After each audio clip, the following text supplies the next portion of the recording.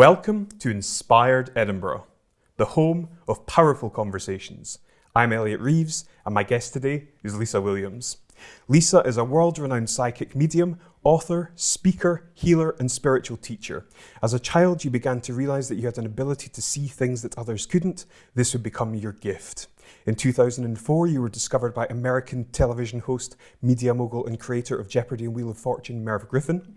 This led to the commissioning of your own hit US TV shows, Lisa Williams' Life Among the Dead and Voices from the Other Side, which aired on Lifetime TV, as well as Lisa Williams Live. You've since been watched across the world using your supernatural abilities to speak with the dearly departed and send messages to the living. You've made countless other TV appearances and have featured in shows such as Oprah, Jimmy Kimmel Live, Good Morning America, Anderson Cooper 360, Keeping Up with the Kardashians, and Studio 10. You're the founder of the Lisa Williams International School of Spiritual Development, as well as Soul Connections, a network of chosen spiritual advisors. You're also the author of several books, including Life Among the Dead, The Survival of the Soul, I Speak to Dead People Can You, and Divine Wisdom. Today, you can be found online and off, on tour, and in your classes using your gift to bring comfort and healing to others. Lisa, it's incredible to have you here. Welcome to the show. Oh my God, what an introduction. Thank you. You can travel around the world introducing me. But thank you. Oh, you're absolutely welcome. You made me think back to the early days, actually, of all of that and just how much you actually do. I don't think you realise you just get wrapped up in the whole day. So it's kind of, yeah. I mean, it's a truly incredible journey. I've done a fair amount of research and I mean, your hairstyle certainly changed dramatically in that time. I know. I had a moment today going, all right, so should we go straight? And whereas previously I didn't have the choice, it was either stuck up and like a skunk. So it was funny. Yeah, it really was. But that, I think we change as we morph through life. So definitely, very much so. Yeah, well, absolutely. I can't wait to hear about it. So, I mean, we're based in Edinburgh, obviously, as the show would tell you. What sort of energy or sort of aura, if you like, do you feel when you're in the city? So this is my third time in Edinburgh. Right, okay, I wasn't sure. Maybe fourth time, actually. And I have to tell you, I've been around the world, I've been around the globe, and Edinburgh has a vibe for me where, in fact, me and my best friend are here right now, and we both looked at each other and we went, we just love this place. It's just got, it's multicultural. One, all right. Mm-hmm. So that's perfect. It's also got such a spiritual vibe. It has such a historical vibe as well. I mean, the castle, everything. Mm-hmm. It's just incredible. And we're going to go and do a bit of touristy things later. So it is.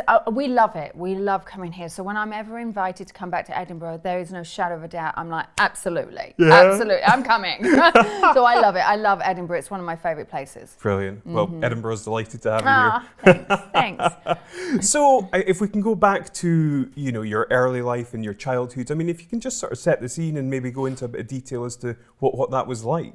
So in my early years, obviously growing up in England, although I live in America now, it was a very normal life. You know, we had a council house. It was a classic well, we didn't have the dog, but 2.2 kids in the family. Yeah. You know, I grew up in the recession. You know, it was funny because we was watching the Elton John Rocket Man recently, and I turned to my mom, who's currently in the States looking after my kids, and there's an image where they're all pushing this car to start down the road, and I went, Mom, do you remember that? You know, it's just like we grew up in the recession. We couldn't have my dad's battery fixed, you know, so we would always send the car out. I think it was a starter motor, you know, push the car to start, really? and you know, just the normal thing. I never grew up with a silver spoon. It was just we're really working class. But my grandmother was a big influence because she was also a medium, which is obviously what I do. But I never wanted to follow that track. I never wanted to follow that track at all. But it was just such a simple life, and I'm very thankful for what I had or probably didn't have, you know, because in many ways it's made me more grateful for where I'm going and the opportunities that present themselves now. It's made me so much more grateful in seeing the world with a different set of eyes. Yes. You know, as opposed to my son, who is 19, who's always lived in somewhat of a public life. And it's a very different concept to him, although he's still been taught the word no. Very much. I can imagine, yeah. Excellent. I mean, that's really interesting, and compared to where you are now, it gives you, I suppose, a really good sense of perspective. I think it's important to actually have that perspective, because if you've been brought up with if I'd have lived in a very prestigious area, I don't think I wouldn't have really understood the concept of how money can come, money can go, working hard to get to where you are. And to be honest with you, as you said, the TV mogul Merv Griffin literally handed me a golden ticket to America, and it was handed to me on a silver platter. And I think in many ways, a lot of things that have actually come to me since then were handed to me on a silver platter. I had to work hard, and I've had to create a brand, and I've had to create the things. And trust me, writing a book is not easy, but I've had to work hard at those opportunities that have been given to me.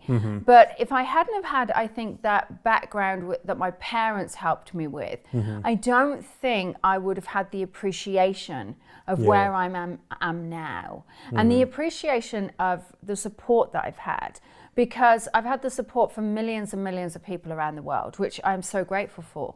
But it's the support of my best friend, my family, my brother, who doesn't really support my gift, but that's a whole other story. Okay. But my mum and dad, the people, the core people that help you get and support you to get to where you are now. So it's beautiful when you think back on it and the actual challenges that you face and how you've changed. Yeah. It's amazing. Yeah, it really is, actually. What is your earliest memory of what I suppose you now call your gift? Yeah, I think my earliest memory, in fact, it's funny because you just triggered me to go back. I always try, whenever I get interviewed, to trigger myself back into that moment. And it's not very easy to do so, but right then you just triggered me to go back. And I remember lying on my bed and seeing these hands and faces coming out of the wall. We lived in an old council flat in Birmingham, just outside the city. And I had Holly Hobby on my walls, which, Holly Hobby's so old. I don't know what that is. No, exactly. I mean, it's like so 1970s. Google it is all I'm going to say. Before Google, we had Holly Hobby. Anyway, but I had these like pictures on my wall, and it's just like this character, this cartoon character. And Holly Hobby was coming out of the wall out there, and I was like, my imagination was so vivid. And my mum and dad used to say to me, it's just your imagination, Lisa, it's just your imagination. So then just to pacify me, they moved me into my brother's room, who had Action Man. All right, so of course Action Man was following me then. And I'm sure you know what Action Man is. Yes, I do. Anyway, but all of these faces used to come out the walls, and suddenly they started to talk to me. And my mum and dad thought I was absolutely cuckoo crazy. But I do remember, I think my earliest memory, and it's funny because it's only just come back to me, is since I remember we were in a flat and we had a massive window, and I was standing looking at, my mum had the curtains closed like you have here, and I was looking at, and my mum said, come away, because it's rude. And I said, well, why? And I could see all these flowers, and we were on the 3rd floor, I could see all these flowers down there. And I was waving at this man who was standing there, and he was waving at me, and I was waving back at him. And she said, who are you waving at? I said, that man down there. She said, there's no man down there. And it must have been the guy's funeral. Oh, wow. And I was waving at him. And then there was something else that happened. This man used to come at me and say, don't eat your peas, you'll die. Oh no, this is so funny. And I'm known for this story. So little round green peas have haunted me for my entire life.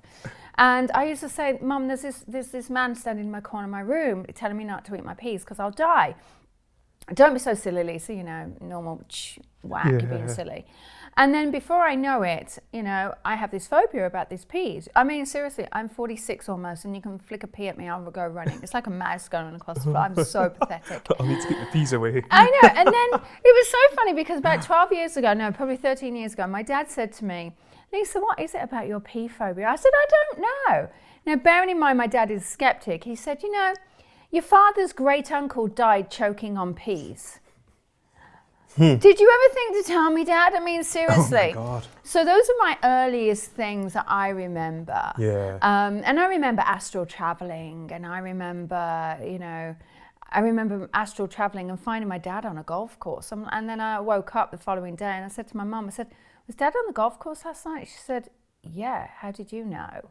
And it was actually because, you know, he'd put us all to bed, and then he'd really just gone up the road just to hit a few balls because he was an avid golfer. And there was a place, like a little field that he used to go to. And apparently he went out after night and I astral traveled to it. It was weird. So really weird. I'm definitely going to be skipping ahead here in terms of the questioning, but how do you now go about sort of understanding that or explaining it? How's that possible? I guess really in my world, it's always been normal for me. So Yeah. I think I explain it. And I did a keynote recently, and I actually said to everybody, I said, ladies and gentlemen, you are now in my world of weirdness. Because in my world of weirdness, everything's normal. And they actually were really appreciative of it, because everybody was like a little bit on the woo-woo side anyway. So I guess I just... If I approach everything in a normal way, in a normal context to anyone walking across the street, then it will give them an understanding that it is okay. This stuff really does happen. And I guess when I talk about astral travel, when it comes to explaining to someone, I say, you know what? We all do it when we're consciously going to sleep. And that sudden jolt, what you're doing is you're actually just pulling your soul back into your body and stopping yourself. You're just in a conscious space, pulling that because you know consciously you're about to leave. And they go, oh, is that the way it happens? So there's often these understanding from people where they go, oh. And for me, I love teaching. And in many, many ways, I think because I can break it down into, because I've trained as a teacher, Mm-hmm. I've broken it down into bite-sized chunks. People can understand it a little bit more. Mm-hmm. So for me, I try and make everything normal. Because if I don't, then people might think I'm absolutely cuckoo crazy. Which I am really. I speak to dead people. How can you not be crazy? Yeah. We're all probably crazy to an extent, but that's definitely out there. That's I know. definitely out there. It is. It's So bizarre. I'll bring us back onto track a little bit. What were your aspirations? What was your, because I mean, it's clear what's happened since 2004, but what happened before that? What were your aspirations and where did your career take you? So my aspirations was actually to be a teacher. A teacher? Yeah, believe it or not, a high school teacher. Okay. I hate kids. Let me just put it that way. I have 2 of them. No, I'm fine. I actually love children, and it's funny because I joke about the fact I hate kids. I actually really love kids, and my next project, which I'm in the process of just formatting and working towards, has very much to do with children. It's really, really prominent with children. So I do love children. I think really we're at an age where we've got to teach the youngsters. Yeah. But my aspirations were, I wanted to teach. From the age of 14, I was teaching. I was teaching swimming at the age of 14. I qualified as a swimming instructor.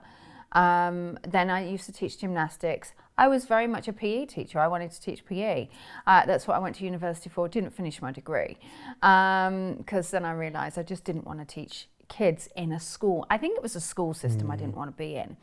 And I remember at university, my tutor there, she said to me, what do you want to do? And I said, I want to teach teachers how to teach. And seriously, that's what I wanted to do. And where those words came out of my mouth, I don't know. And I was a singer as well in London. You know, I was Butlins Redcoat. I was an actual Butlins Redcoat. So I've kind of done everything. Okay, yeah. So I was a Butlins Redcoat. I was a teacher. I sold aerospace fasteners. But I never really had any, I didn't really know where I was going. I just knew I wanted to teach. I knew I wanted to educate people, and I knew I wanted to speak in front of people. And I knew that I always needed to be on stage in some capacity. And even my dad will tell you, oh my God, you were just meant for stage, because the singing, the dancing, all of that stuff, but I just didn't know where it formulated and where I needed to go with it. And it was only when this came along, and to be honest with you, I'd even been offered big stuff in music, but I just didn't follow that because it was my passion. And this is important. This is what I told my son now. My passion, I didn't want to become a job. And I didn't want my job to be something that I was once passionate about. And so now I use my singing, my music as my passion to inspire me. And so I wanted to find something that was meaningful. I wanted to be a nun when I was young, because I knew I had a calling. You know, I remember walking to school going, I'm going to be a nun. And my friends looking at me and going, you're not even Catholic. And because I knew I had a calling, I just didn't know what it was. And so my aspirations were really just to teach and to help people. I just didn't know how. And I guess life formulated itself, really. Life had a plan for me, I didn't have a plan for it. Yeah. So at what point then did that intersect with, being a medium or psychic? And when did that become your primary path? It never became a primary path, because what happened is I was in an awful relationship, awful relationship. It always revolves around relationships with me. They're either great or they're terrible. And I was in I was in a bad relationship. And I remember I was up in the Lake District. I lived in the Lake District. And my friend lived in Stratford-upon-Avon. And she said to me, we were talking about, I was going to get married. And I was like, I don't know, I was in this what do I do stage. And she said, and out of the blue, she said, I'm having terrible trouble with, she mentioned his name. And I suddenly went, he's cheating on you. It's with a girl called Lisa. It's not me. And then I said, there's something. This has happened. And I keep seeing two. Anyway, I don't know, 2 weeks, 3 weeks later, she called me up and she said, Lisa, he is cheating with a girl called Lisa. And they met exactly where you said. And at that point, it had been going on 2 weeks. So I subsequently left the relationship that I was in and moved back home, which was just not far from Stratford, and went out, and she's a hairdresser, right? And I still know her to this day. And she said, by the way, I've told someone about the stuff that you gave me and someone wants a reading. I went, I don't do readings. Oh my God, I don't do readings. My grandmother did readings. I do not. And she said, oh, you do, and you charge £20 and you're going out next week and I've booked it for Saturday at 10. I freaked out. So before I knew it, I was doing this reading, sitting here much like we are.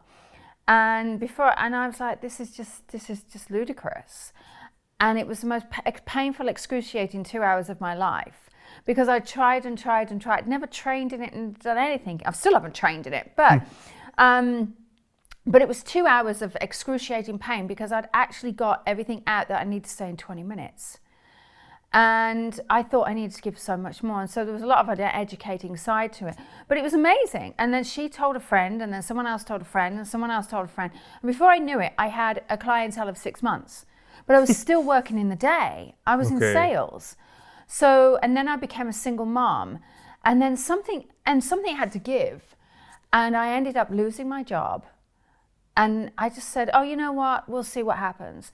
And so it was the October that I lost my job. And I was due to start another job in a school, ironically, in the January. And I thought, I'll just pull all my readings into that space. Let's see. Who's going to want to take a day off work and go and see a psychic, is what my mind was. And it was a friend of mine down in Leeds. And he actually said to me, Lisa, people will do it. He said, you'll be surprised. And I went, no. He said, try it and prove me wrong. Well, I never started that job in January. Really? I never went, and that's what I've been doing ever since. And so for me, I was just playing with it. I was a single mum and needed extra money. And then it really, again, even at that point, I wasn't sure that I wanted to do that all the rest of my life. And it was really until I had the opportunity to go to America that it became my vocation, that it became something it is now. Because speaking to dead people is great. I love doing my readings, don't get me wrong. I love connecting on a one-on-one basis. I love connecting with the audience. But it wasn't reaching the people. It wasn't changing lives. It was changing one person's lives. It wasn't changing multiple lives. And I always knew there was something more. And it's really only since I went to America that I went, this is it. This is it.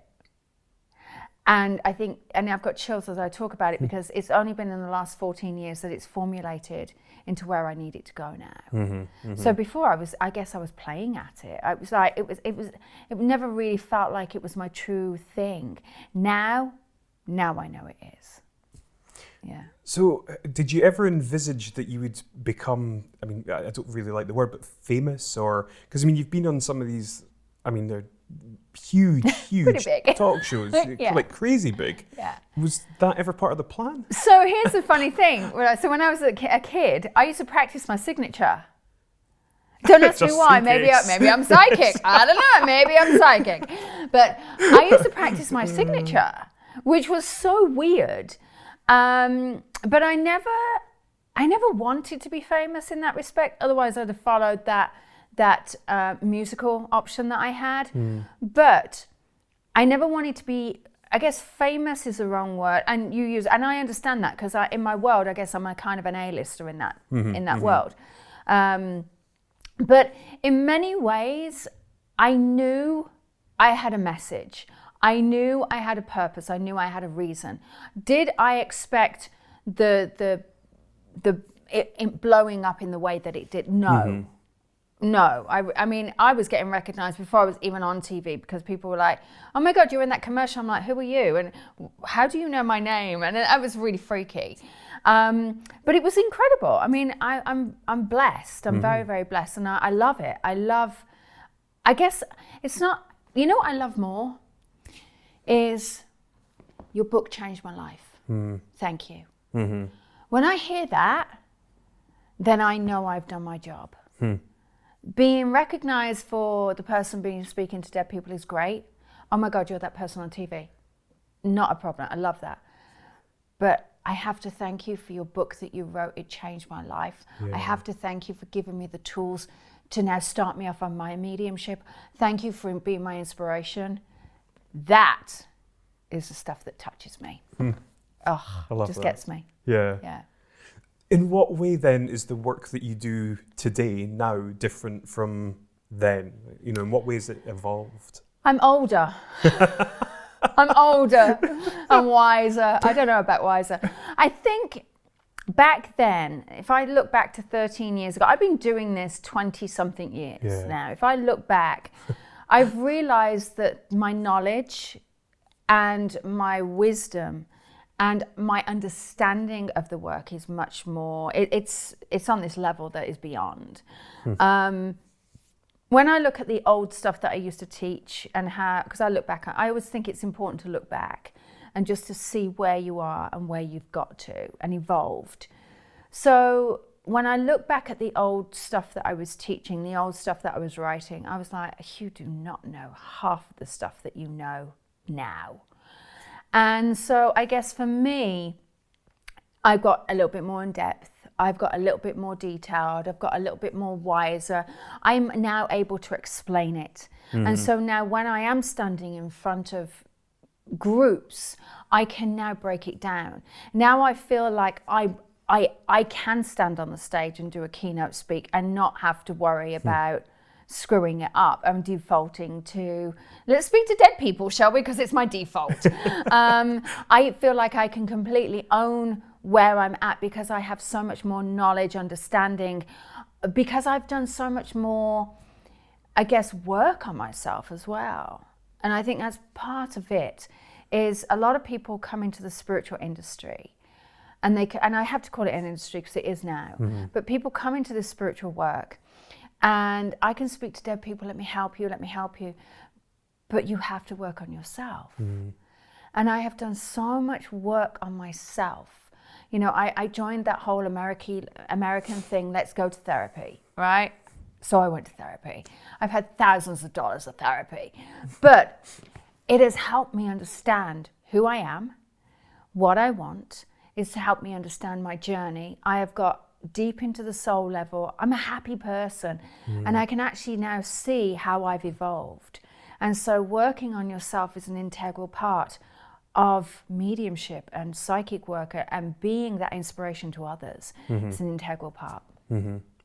There's so many potential questions that I could ask at this Ask stage. away. And it's sort of I'm deciding all yours. where to go with it. But so, I mean, you know, I'll start with this one and then we can see where we go. A lot of people think of Earth as it being a sort of Earth school, as a means to trying to learn and evolve and heal to then ascend the levels of whatever it is that we're doing. Whatever the spirit's trying to achieve. Do you think that you've come here for a specific purpose, and in what ways are you intended to heal or improve yourself in this lifetime? Okay, so I might have to ask, let's break that down. Absolutely. I am definitely here for a purpose. And I know that because I've done some past life regression. Okay. And I knew that in a past life I committed suicide. And I knew in my past life that I had to teach people about compassion, about understanding, about life, and about the other side. And I knew. And I also remember my life between lives. So I remembered what it's like in the spirit world. And I always did as a child. I always remembered, hey, you know, before I came back here, this is what happened. And I knew what it was like to speak to God. Which is why my new book, Divine Wisdom, I channeled. It was all channeled information. None of that, let me correct that. 5-10% of it is my words. The rest of it is not. And it was like that in Survival of the Soul. I would say probably 80% were my words, 20%, and then I just morphed it and turned it. So, do I think I'm here for a purpose? Absolutely. Okay, there is no, we're all here for a purpose. But I feel like some people's purposes are greater than others. Mm-hmm. And I understand that. I think my purpose, and I feel my purpose, is to help people heal, help people grow, help people understand themselves, and to help people realize that there is more to life than this earthly plane. That we have so much that we have to do on this earth plane. And now I feel my purpose is morphing slowly. I think we all have purposes in life, so it's plural. So my purpose, I feel as though, is changing somewhat. But for me, if you can find your purpose, it's incredible, because you can then work from the heart. When you're not finding your purpose, you come from here. Mm-hmm. And if you've got your purpose, you come from here. So I look at it. What was your second part of your question? Because my brain just I'm sort of blown away by the answer.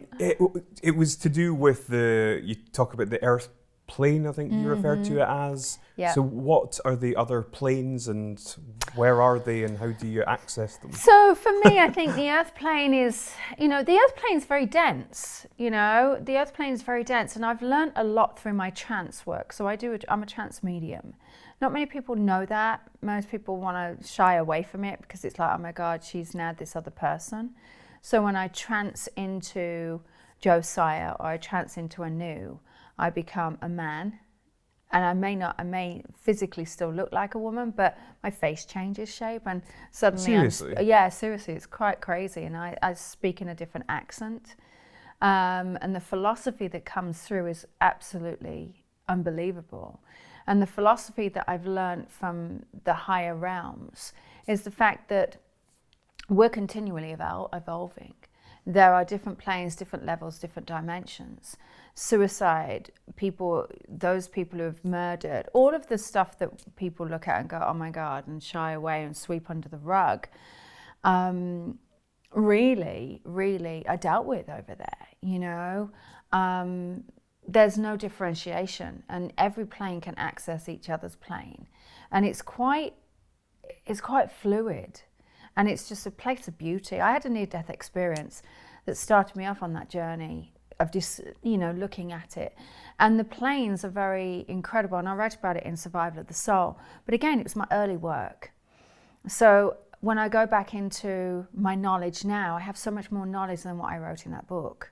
Yet that book is very layman's terms of helping people when they've lost someone. Mm-hmm. But this stuff, which is the reason why I've gone into, I guess, divine wisdom, is really the wisdom that comes from the divine.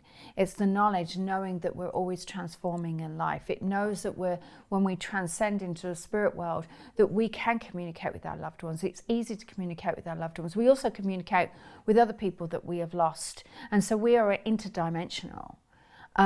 It's so, the word I have to use is beautiful. It's just so incredibly powerful, the spirit world, the spirit connection. And it can be the dog. coming through. It can be a higher guide. It can be an ascended master. It can be an elder. It could be whoever it is. It makes no difference. But there's so many realms that we can connect with if only we open ourselves up into it. And you have to choose your realm. And as I say to my students, nothing's linear. It's actually, nothing's linear. It's all like this sphere. It's ever flowing and moving. But if I want to communicate with dead people, I'm not going to hit the realm of the philosophy of the elders. So I do that in a totally different channel. So, it's about setting the intention for the channels that you're going to connect with. Wow. And I've only learnt that through my trance work as well, it's powerful. And again, through my teaching.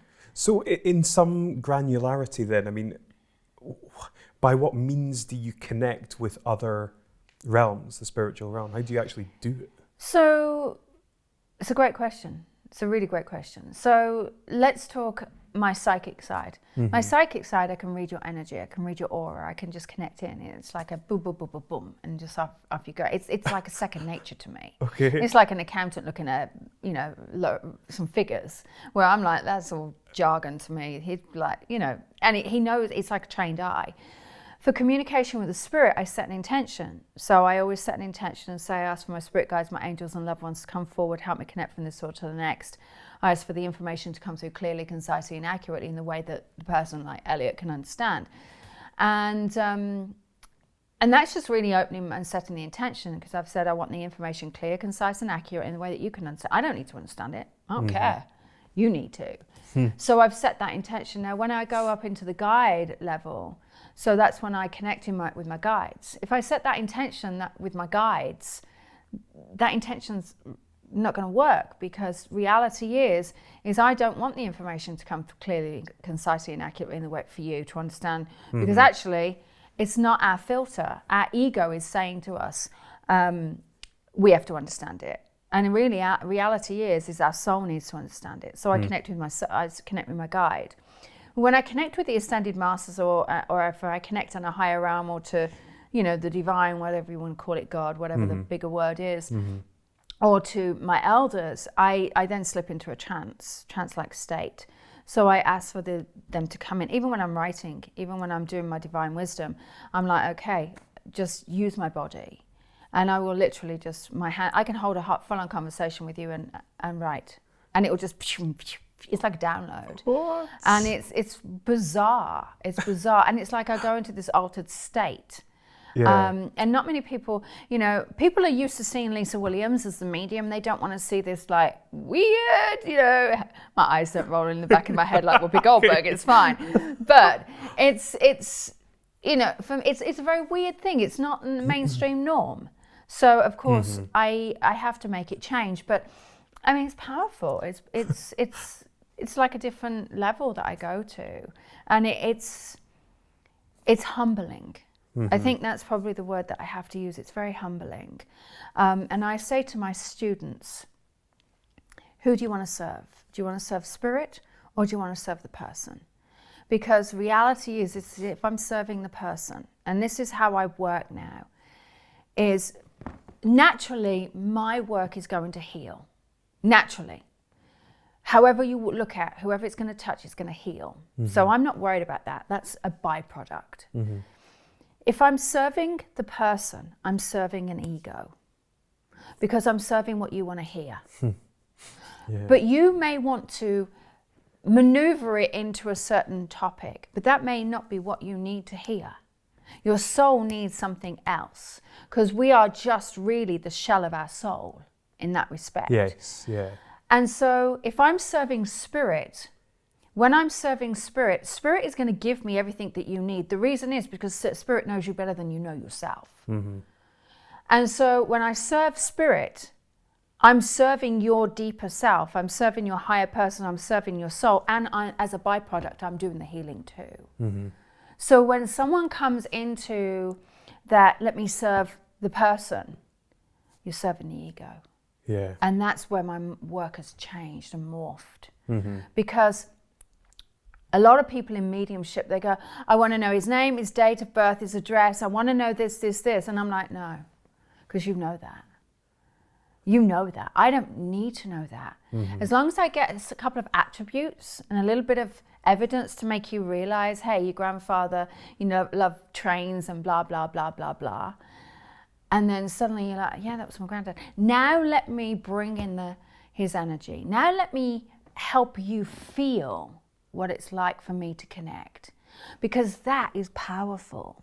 That is more powerful than me just spouting off bullet points. Your grandfather was a train driver. He loved looking at the trains. He has this. He has a little train set upstairs in the attic or in the loft. And he has this book that you had as a child. That stuff's great. Very highly evidential. Doesn't mean I've got him. It means I can be a damn good psychic and pull off what you know. And so that's the reason why I do it. So who or what is your spirit then? It's me. It's my soul. But it doesn't take the form of Lisa in another realm, if you know what I mean. So when I go? Yeah, so what is it in its purest form? So when I trance and I channel, I allow another soul to come in, but I'm still, I guess, somewhat attached. My conscious mind is still attached.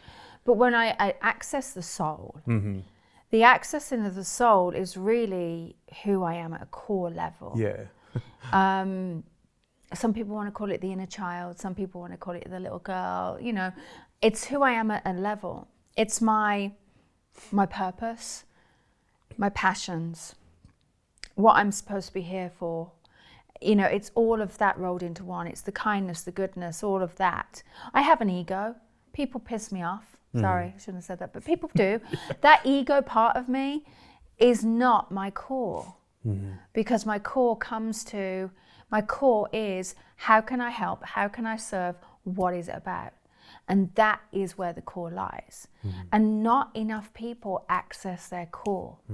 Not enough people access that part of them, because then they realize, oh, I gotta do some work on myself. Ew, that stuff sucks. People don't want to do it. Yeah. Yeah. So that's where I think I come in. That's where I know I work from. Yeah. Yeah. I love that. So how do people then tap into that, and how do they stay attuned to it without, coming back into an ego state? We're all going to come into an ego state. Yeah, I know. Let's face it. I mean, the ego state, as soon as I walk out of this door with you, is, I'm going sightseeing. So my ego state is going to be, let's pay for things. Let me get there. Oh, that looks pretty. Yeah. That looks this. That's my ego state. We have to live in that ego world, naturally. But it's the quiet moments that we have. Our soul is our thoughts. It's our energy. It's everything that just crops up in that quiet time. When you're lying in bed and you're going, oh, wouldn't that be amazing? Oh, I wonder what life would be like that. That's our core state. And we can access it if we want to. Now, some people can access it so quickly. Some people struggle with it because they can't get out of this. Because they live in this cerebral cortex where they're having to continually understand, life. They're continually having to put, lawyers, bankers, all of these things, doctors. They live in the cerebral cortex because what they're doing is they're having to constantly think. I come from the limbic brain where I'm continually in that emotional state. Women are anyway. We have those hormones. We have that type of thing going on, which sucks.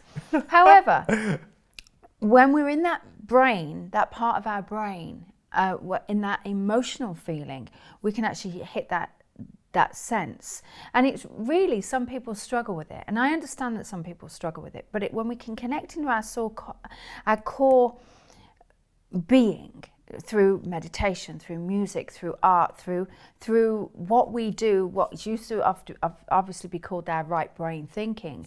But when we can connect into that moment of that connection and be creative and be expressive, then that's key. That's so key. Unless we come from our gator brain being the amygdala that's like, no, you can't do that. No. And I see it a lot. My son works in a supermarket and, he's like, Mom, all I see is parents just go, no. And, and he's like, they're gator brains, because reptiles have that small brain and it's gator, it's fight or flight. So that's the reason why I call it the gator brain. he's like, Mum, they're constantly saying that. I went, because they're not going into the feeling, or they're not thinking things through. And I said, so what people do, and certainly in this day and age, is I found that we react to so many things. We are, and this is getting quite deep actually, but this is what I've understood, and it's just my philosophy. It doesn't mean it's anybody else's. But my philosophy is that we're really in a struggling world in society. Our society is struggling. And so we're in that fight or flight mechanism. And in that fight or flight situation that we're in, we're reacting from our amygdala, our gator brain, going, okay, do I fight or do I flight? And that's what's happening. And then you get the people that search. But sometimes we react and we overreact. And so, and it's funny because I've just done a lot of creative problem solving, and I'm kind of morphing my work into, because of something that I did recently. But we fight or flight, and when we get into that fight or flight mechanism, I think a lot of people are struggling with this world right now because society changes, political changes, all of this, just global changes. What we're doing is we're reacting as opposed to dealing with and feeling. Yeah. Because too many people can't deal with the feelings. And certainly kids, certainly youngsters, and this is where my work I want to morph into, because the kids are struggling in this world now. They're coming and they're fight or flighting because the world is so heavy, it's so dense. All of these souls are being born. They're being born with so much intelligence, knowledge, spiritual growth already there that they can't deal. And so they're either shipping out or turning to drugs, or thankfully they've got parents who have helped them. And I'm not saying that every parent has got a drug problem or a potential suicide child on their hands, but we have a very, very big very big population of kids who are struggling in this world because they don't have the tools to cope. And that's where I want to go now, because I realize, and it goes back to that song, Whitney Houston originally sang it, but I believe the children are our future, teach them well and let them lead the way. I'm now concerned that when I get into my 70s, that the children of today are going to be leading my life and ruling my life. And if I don't help them change, right now, and I get chills every time I talk about it, but if I don't help them change and help give them the tools, I'm gonna worry about where we're going as a society, because we've got more spiritually gifted children on our hands now, and they don't know how to cope. And I know I'm a fabulous teacher. All right, that's not ego. I have taught thousands and thousands of students around the world, and I know I am good. And so my ego was saying, don't teach the kids, Lisa, you can't stand them, they drive you insane. Where in reality, my purpose is, I know I've got to teach those kids. And my children have been my greatest gift, where I now understand children because of my own too, all right? And so now I realize that I have to use the tools that I've taken from teaching my own children into teaching other children, so therefore these kids have a chance with their spiritual gifts, because they're being ignored. And that's the morphing. That's my next purpose. So when I talk about purposes, that's my next purpose. That's awesome. One of my good friends shared an article recently that was written by Vice, so you can maybe take it with a pinch of salt, but it was talking about the potential end of humanity being in 2050. Which is actually kind of terrifying. It is. So, what are some of the tools that you could provide these people in order to, I don't know what you would even call it, awaken spiritually, I guess? I think we have to define spirituality. Yeah. And I think spirituality needs to be now broken down, because spirituality has been one of those words that's been thrown around left, right, and center. And I get chills as I talk about it. But I think spirituality has been thrown around so much in the last 10, 15 years that it became that real new buzzword. Now we have to break it down even more. Spirituality is not just spiritual work, because spirituality, there was a decision between religion and spirituality. Now where I live in a very, I guess, underprivileged area in the US. It was by choice I lived there. I lived in LA, and because my son came home from school one day and said, "Mum, for my 16th birthday, I want a Ferrari," I went, "We're leaving." And so I took him to a place that were, I wouldn't say underprivileged, it just isn't LA. It's Western New York, not far from Niagara Falls, but it's real people. Yeah. Okay. And I wanted him to have a real life. And I made him do that. And it's made me understand where people are. Because living in LA was great, but you only saw things on a superficial level. Yeah. So now I see that I've got to break down what spirituality is, how spirituality can affect, and really understand the gifts of children, because we're having children born with incredible healing gifts, incredible, powerful miracle makers, communicators of the afterlife.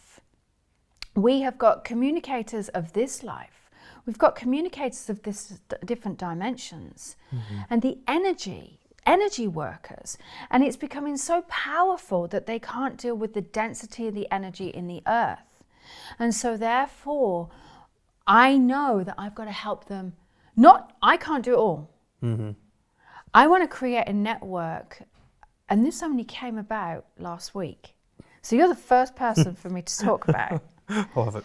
And I did this through a creative processing that you know, I literally, they said, an ego was talking. He's like, I said, I want my spiritual development school to be the best, the world's leading online school. And through this creative problem solving with dots and post-its, which I joke about, I fell to my knees. And I physically fell to my knees in tears. And I sat there, and Dr. Firestein came over, and he said, and I know him as a person. And he said, "Are you okay?" And I looked at him, and he grabbed me and he hugged me. And I'm getting emotional. I was just thinking about it. And I said to him, I said, "You asked me to think big on this problem." And I went, "This is huge." And he said, "Explain it to me, Lisa." And I said, "There's nothing for children. They don't know what spirituality is. They don't understand the books that I have written and other people have written, because it's all text. All they understand now is graphics." And I said, social media is something that I, in my 40 years, do not want to deal with, but that's all they deal with. I said, and this. And he looked at me and he went, "Okay, so let's break this down. How are you going to do it?" And I looked and I went, "My own kids." And I've realized that I've got to pull in the resources that I have for my own children. My son is a graphic artist who can create all of this stuff. And I realized it was so much more. And I sat my children down before I left for England, and I said, "I have to ask you to help me." And they're like, "How?" And I said, Kaylee's my daughter. I didn't biologically pop her out, but I took her on when she was 14. Her mum died. So I have legal guardianship of her. She's now 16 and a bit. And I said, "I want to tell you a story, because there's nowhere for children to go who've lost a parent." And she looked at me and she said, "You're right." And I said, "And your dad is in the army. There's no one for military to go." And she said, "You're right." And she hugged me. She was like, "Oh my God." And I said to my son, I went, "And you have wanted to end your life so many times because you're highly sensitive and never known where you fit." And he said, "Yeah." And I said, "And the times that you cut yourself," because my son used to cut himself because he just couldn't, living in society was too hard for him. And I said, "And your cutting was your cry for help." And thankfully you have a parent who understands that. But not every parent understands their children. So I have to have someone that can educate the children, and I can educate the parents. And so that's where it's morphing, because there has to be that collaboration now. And I can't do it alone. So I'm going to have to call some favors in. I'm going to have to call on some favors. But I think globally and united, we can actually help younger people. Because it's the youth of today that are struggling, that are going to be leading us into society when we're older. Yeah, exactly. Yeah. Well, what does the word spirituality mean to you? It doesn't. This has only been a recent thing, because I talk about spirituality all the time. And so anyone who's listened to this, who knows me, will be like, but she talks about spirituality all the time. This has only changed in the last month. Well, probably the last 2 months. Because I sat back and we were in a problem solving, strategic thinking. So I was in part of a big in part of a community where I live called Lilydale, which is a big spiritual community. And we were talking about what spirituality and spiritualism is. And I went, people throw around that word. There was myself and another girl, Sarah, and we both said, and we were probably one of the younger people there, and we said, people throw around the word spiritual all the time, but they talk about compassion, they talk about love, they talk about this, yet those people are not spiritual. Because I have been in the brunt of awful stuff, finger pointing, name calling, all of that, from what is supposed to be a spiritual. And I went, spirituality is a phrase that makes people good, makes people feel good. But in reality, you either live it or you speak it. And it's living it is different. So that's why I think we've got to now start defining what spirituality really is and the facets of it. What do you think they are? I think a lot of it is love. Yeah. Love, compassion, kindness, loyalty. It's coming back into belief. It's trusting what you believe and speaking your truth. Though that is what spirituality is. It's just that no one has wanted to hear someone's truth when it doesn't align with what you believe. Yeah. And so no one wants to talk about love because they don't know how to love.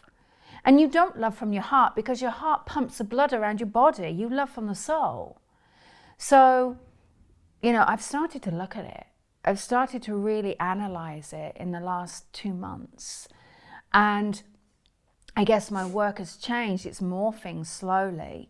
Because I sat and I started to talk about, we love from our heart. And I'm like, hold on. Our heart, our physical organ, pumps the blood around our body. We love from our center of our core.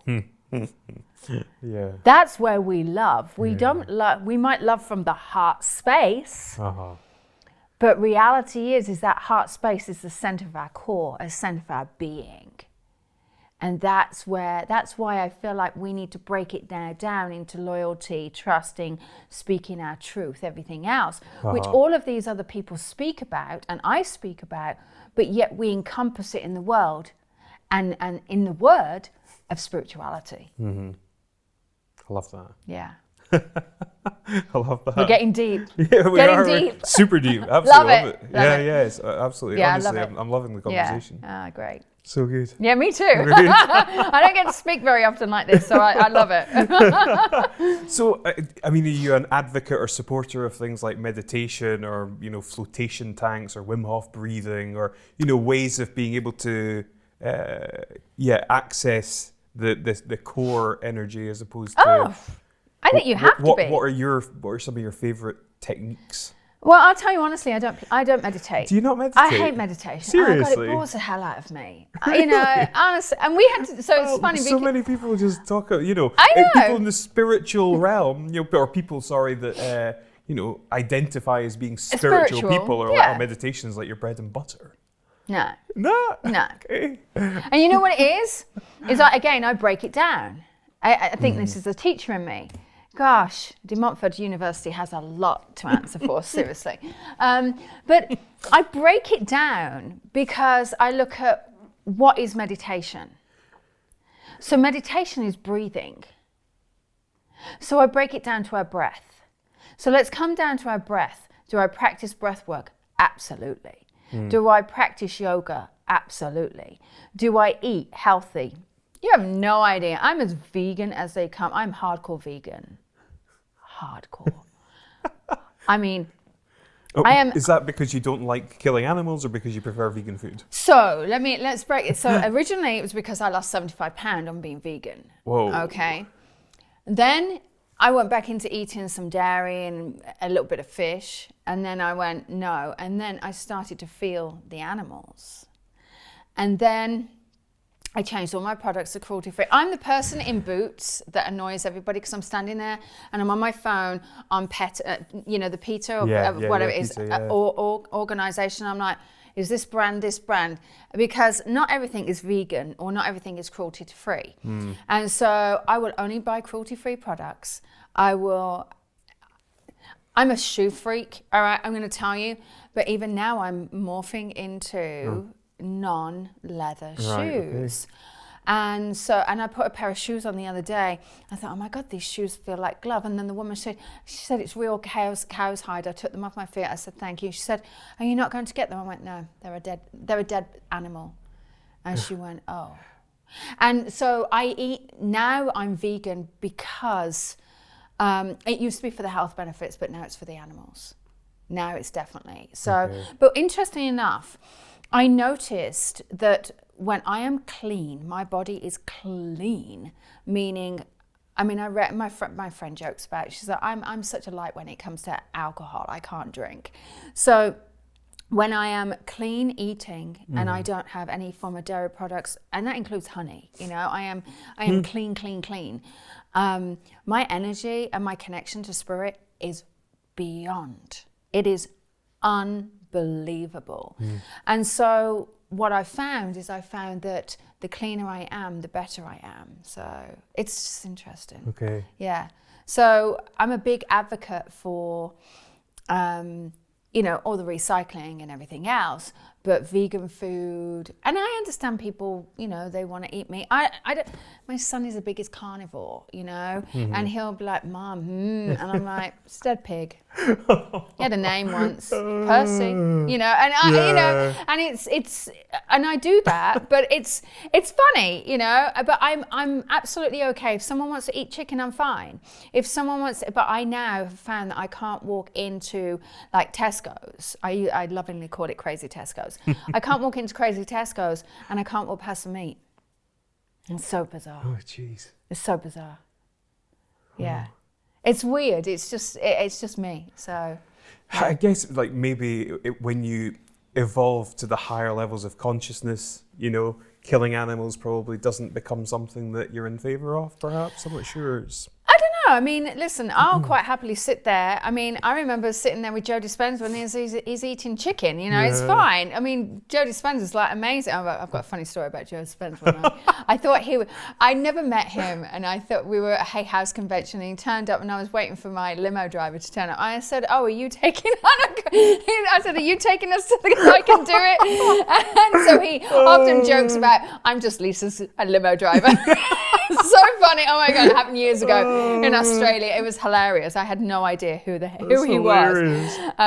Dear. And I'm like, oh my God, this is Dr. Joe Dispenza.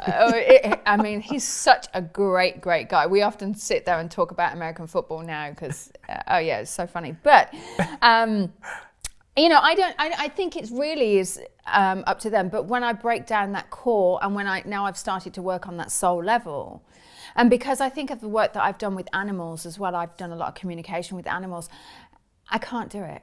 It just doesn't work for me. So, Yeah. And it's each to their own, Yeah, of course. I am really not, I'm not that, you need to be vegan. I am not that person. It's just a choice for me, that's all. And it works for me, so yeah. Cool. Yeah. I really want to ask you actually about some of your online courses. You've got one called the Spiritual Advisor course, which kind of seemed to speak to me. I was like, that sounds cool. Mm-hmm. So what does that entail? And some of the other courses as well. I mean, So the spiritual advisor is really someone who can help people grow another person in their life. Yes, there's a spiritual advisor course that is hyphened psychic, hyphened medium. So you're training specifically as being a psychic or specifically as a medium. But then we're doing one that is encompassing it all. So it really helps the healing benefits, the dietary, how, understanding, listening. I do a lot of listening techniques. I do a lot of dialogue techniques and understanding, the conscious listening. Helping people just be that, finding the goodness that they are, and just finding what they need on a deeper level. So, it really is a lot. It encompasses every facet of that spiritual word that will accelerate someone's healing. So that's what it's about. Awesome. Yeah. Awesome. I'll need to check that out at some stage for sure. Oh yeah, absolutely. Come on down. Come and join it. Yeah. It's cool. Oh, I mentioned this to you earlier. You did an incredible YouTube video called Lisa Williams, The Journey to the Spirit World. And I was just seriously blown away by the content in that. What do you think, or you probably know, but what happens when we die? It's a great question. When we die, I like to use the word death because death is a rebirth. But in reality, it's a transition. It's like moving. We just transition from one place to the next. And so naturally, when we pass over, we actually go through that white light. The white light is incredibly healing. It's so healing. It's so, it just gets rid of all of the ego and everything else. And we come into that core place, that unconditional love, that heart center, that space of who we are. And then we're greeted by our loved ones. We are greeted by our loved ones. And I always say that when we go over to the spirit world, we take a part of this human life with us. We naturally do. But our body just sheds, like a snake shedding their skin. But what we're doing is we're elevating ourselves into a totally different realm. We meet our loved ones. It's pure unconditional love. We have to learn our lessons, so we're going to have to sit and review our life. We've got to review our life because we've got to review that spiritual side. We've got to review the hurt that we caused someone else. We have to learn, this is a reason, this is our lesson. We want to learn our lesson on trust. And if we can learn those lessons here, we can actually accelerate so much quicker. And I teach a lot of people how to do that. But we learn what our lessons are. We see, the common thread that is interwoven throughout our life. And then what we then do is we then heal from that. And then we can also help others on the earth plane. We can guide others and we can help them journey into the other planes and into the other things and do what they need to do. I'm sure my guides are like going, oh my God, Lisa, seriously, again? I'm sure they're like, geez. Anyway. But it's like and then we just elevate and we do healing. We heal our own traumas. We help other people heal. So there's so much that we do on such a deeper level in the realm of spirit, which is really the realm of the soul realm, because even when we can connect to our soul, we can still connect to spirit. It's interesting how it's like the underground network of souls. And that's what I talk about. The other plane is amazing. It's just we just don't have the ego. We don't have the body. We've shed of this earthly stuff. And it's pure unconditional love. That's spirituality. That's spirit in its own sense. And then when we come back, we reincarnate, we still leave a DNA imprint over there. So that's where a medium can go boom, boom, boom, boom, boom. But, and this is what I do, is I check in and I go, that spirit's really not here. Did you have a granddaughter that was born recently? Yeah. So, do you remember me telling you da-da-da? And they're like, oh my God, no wonder she looks like my mom or whatever it is. So I can actually tell people when someone's reincarnated. It's quite remarkable. That's crazy. Yeah, it's really remarkable. But the spirit world is just such a beautiful place where there's no hatred, there's no nothing. It is just pure love. Do you think our exit points from this world is predetermined? Oh, absolutely. Really? And then the only reason why I say that is from some of the readings that I've done.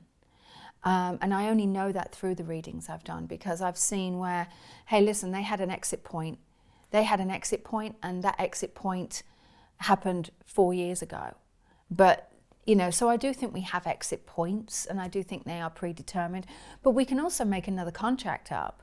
We can also say to our guide, listen, you know, I'm not ready to leave. So, and then we go again. And it's funny because this happened to me recently when I turned around to Chris, my fiance, and I said, you know, if I died tomorrow, I'd die a very happy girl. I'll die a very happy girl. And knowing that I've had love, I'm happy, that I'm so happy right now that I know that I fulfilled everything. And then boom, this thing came out of the blue, and I went, I've obviously set up another contract that here I have another purpose. And it was quite remarkable. Things like that, I analyze a lot of things, and I just like to break them down a little bit, so it's just interesting. At this stage in the conversation, I would normally ask what your purpose is. You have sort of covered that, but just to sort of summarize, at this stage in your life, what do you feel is your purpose? If I had to summarize it, I think my purpose is to help the people have the tools for them to navigate through life, being the person that they need to be, and helping them with the connections that they need to help them heal, so therefore they can fulfill their own purpose. I think that's my quick summary. That's such a cool answer. Yeah. That's absolutely amazing. Don't ask me to repeat it.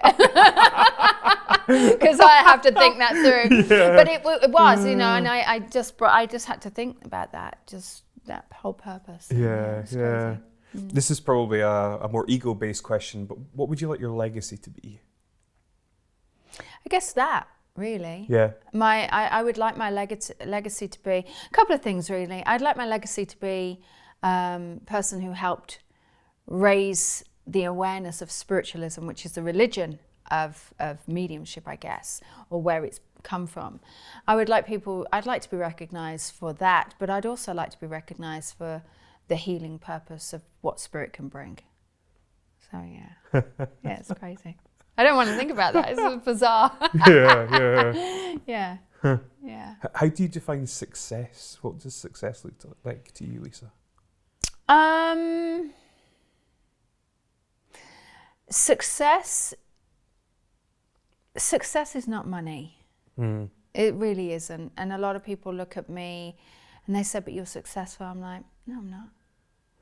Because I haven't achieved my new purpose. That's success. So I have achieved success as being a medium. Because I'm good at a medium. I've succeeded as a successful psychic because I'm a good psychic. I've succeeded and I've successfully done as a teacher because I'm a good teacher and I know these things. Success is succeeding the best of your ability at what your purpose is. And that's what I see success is. Yeah. And your purpose may be to be an amazing mother. I did not succeed at that all the time. I know that. I know that for a fact. But success, you may, your role in earth may have been to be an amazing teacher or to be an amazing father or to be an amazing writer. And they've successfully done it. So success should be a constant thing that we strive for, not just because you've completed one thing. You should find success in everything that you do, even if it's just cooking a meal. So success and being successful is acknowledge the success that you have gotten to where you are. Do you feel successful? Yeah, I do. Yeah. Absolutely, I feel. In fact, I feel successful because it's interviews like this. So thank you for making me, again, see where I've been, see the purpose, see the reality of where I'm at, and realizing that I have achieved where I needed to go at that point in my life. So yeah. I do think I'm successful. Yeah. I think you're successful for sure. Yeah. I've got quite deep, really, which is very bizarre because I don't really talk very deeply. But and I like to have a lot of fun with it. Yeah. You know, I like to have a lot of fun in life. But yeah, it's not very often that you get conversations that spark this. So, yeah. I mean, I personally love these types of conversations. I think they're I fabulous. can't get enough of them. Yeah. Because a lot of the interviews that you do, and not to disparage them, it's their flavour, but it's usually like, oh, tell me about the time that you connected with Princess Diana, Michael Jackson, Elvis Presley, Marilyn Monroe, and Ray Charles. Yeah. I mean, it's like, yeah, and they're great because it feeds the ego. Exactly. You know, yes. and I did connect with all of those, and there were remarkable stories, and they're funny stories. Yeah. Especially when Princess Diana turns up on stage, and I'm like, I'm a bit starstruck right now. And it just so happened her friend was in the audience, you know, and it was bizarre. But, and they feed the people's ego. They feed the people's need to know about famous people. Yeah. But I think the knowledge that we get, some people are thirsty for this knowledge. And it's these conversations that we have, and the conversations that we do on keynotes, and the conversations that we have when we're actually speaking in the big conventions, that actually start questioning, such as what is spiritual. And it starts us questioning all of that. So yeah. I mean, I certainly think a big part of why the world is in the condition that it currently is because people aren't having enough of these conversations. They're not. You know. They're not, and they're not watching them. Yeah. And they're not done. They're not. I guess they're not done in a way that people understand them either. Yeah. You know, you're younger than I am, and so therefore I know a lot of people who are stepping into or are in the spiritual industry are 40 plus, but I know that you're younger, so you're attracting the younger generation, and then younger still, there'll be another person, and so I feel like we have to attract we're attractive to different types of people. Yeah. And that's how I look at it. So yeah. Do you think that's a vibrational or energy related thing? Or? I think it's an age thing. An age thing, yeah. It's definitely an age thing, but I do think it's an understanding thing, because, and I do think that, you know, I attract youngsters because I vibe on their level, and I've been writing this book for a long time. It's basically about soul families, soul connections, soul mates and everything. I've been writing for a long time. And I've realized that it's a lot like Harry Potter, okay? J.K. Rowling is incredible. So we've got these 4 families, these 4 houses that we talk about in Harry Potter. But in reality, we've got 4 soul groups too. And those 4 soul groups, there are some sort of opposing soul groups, because you know you've walked into a room and you've gone, I don't like you and I don't know why. It's because your soul is the opposing soul group. So there's going to be spiritual teachers and spiritual leaders within each soul group that some people will go, yeah, they're great, but I don't resonate. But some people will go, oh my God, that person's the best thing since sliced bread. Because they resonate on that whole energy level and they're part of that soul tribe. And yet they're really young. So I'm 46, and yet I might have an 18-year-old go, oh my God, I love you because you resonate with me. And I'm just part of their soul family. I'm in that soul connection where they might go to, let's say, Tyler Henry, who also does the same, which, by the way, he's adorable. But Tyler Henry, who is like in his younger 20s, more their age, but because that person might be a different soul, and I don't relate to him, I get it. And that's okay, because I think it's all part of it's all energy. But I Yeah. do think age also has a lot to do with it as well sometimes. Yes. But you're right, it's all energy. Whatever vibes, you know. Yeah. You jive with your vibe, that's all. Well, you don't act like you're 46 and you definitely don't look it. So. Oh, well, thank you. I think you just got to stay young. Yeah. You know, yeah. I think too many people, I can look at people who are 46 and I'm like, oh my God, there's no way you're 46, you're like 66. Because they're just old, you know, their energy. And I think you have to keep young. I mean, my fiance's younger than me. And he'll often say, God, I just feel old. I'm like, that's because you act old, dude. I'm going to be marrying an older man. This is not working for me, right? But it's funny because we joke about it all the time. But you've got to stay young. And I've learnt that. And I'm just not that person to be young. To be old, I have to keep on moving. So yeah. Absolutely. Yeah, absolutely. What's the best piece of advice you've ever received?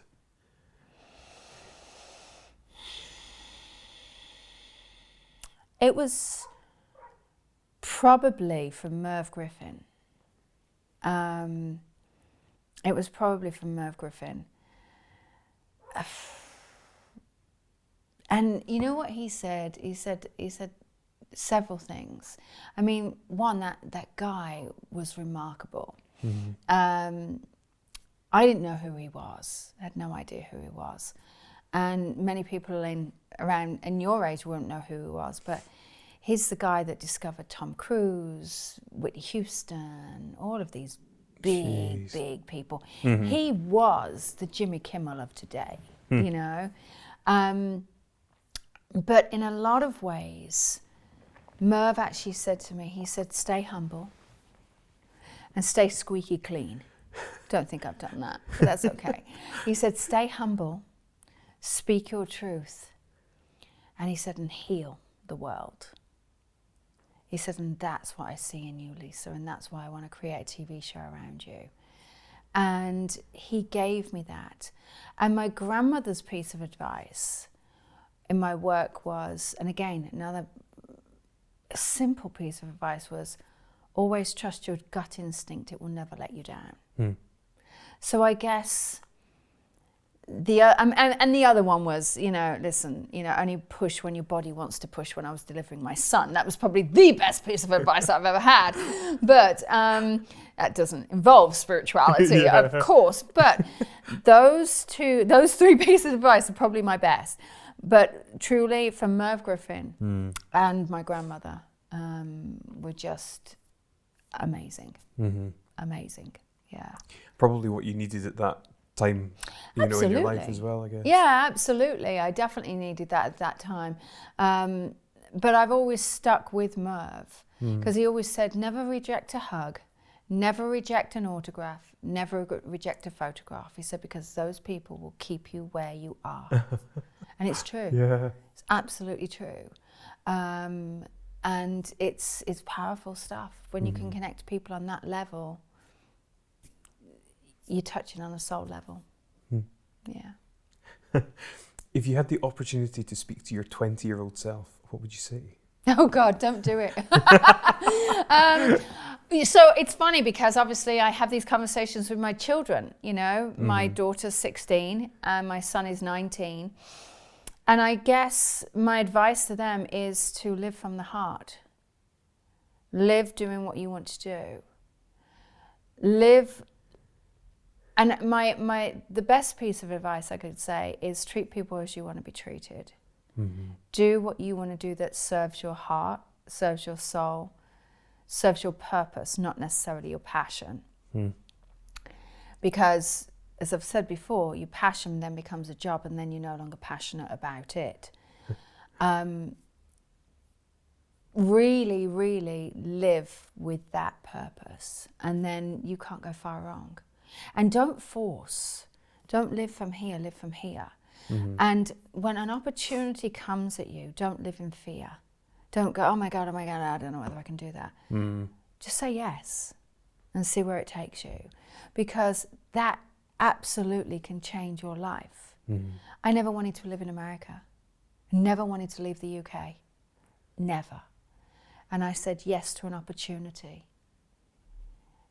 And here I am now. It's changed my world. So always say yes always take the risk that you're the most scared about. Because that risk is going to give you the biggest lesson in your life. Whether it turns out good or bad, it's going to give you the biggest lesson.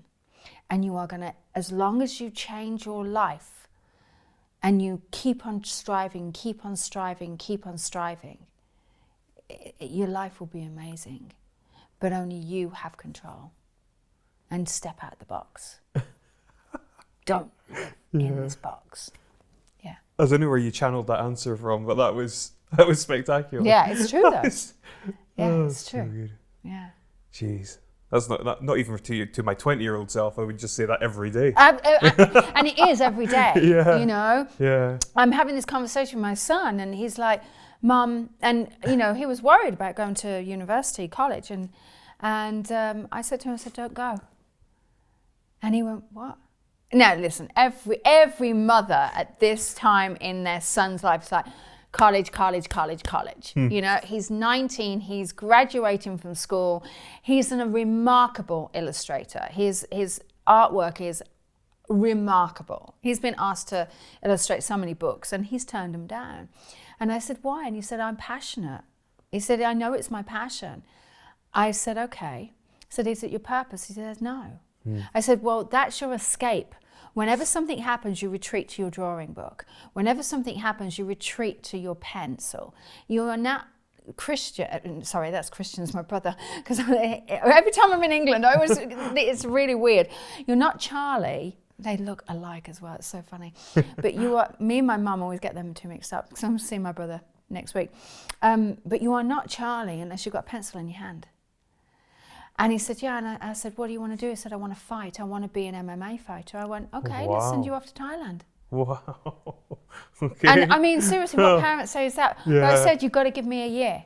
I said, you can do a year and do all of that. But in that year, you have to shadow a tattoo artist because that gift is not going to waste.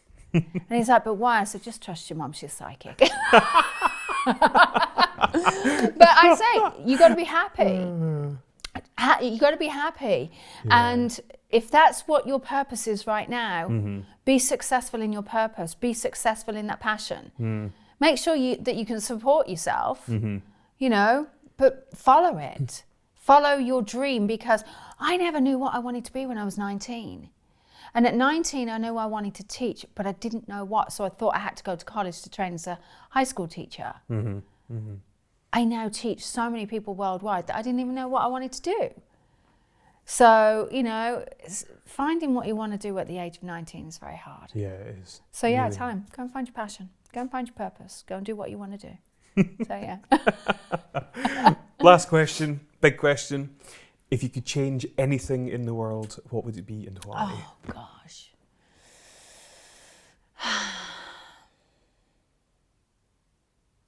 You know, this is a hard question, but an easy answer.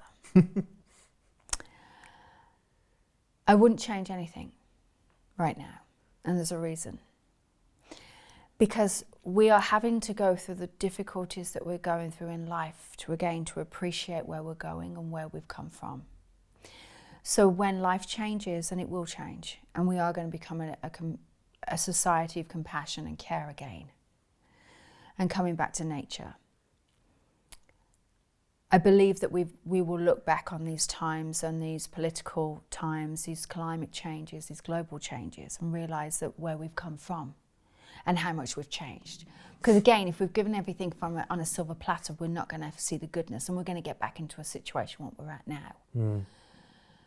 Peace is probably the biggest thing. I am marrying a guy who is in the US Army, and he has been deployed umpteen times and could get deployed again.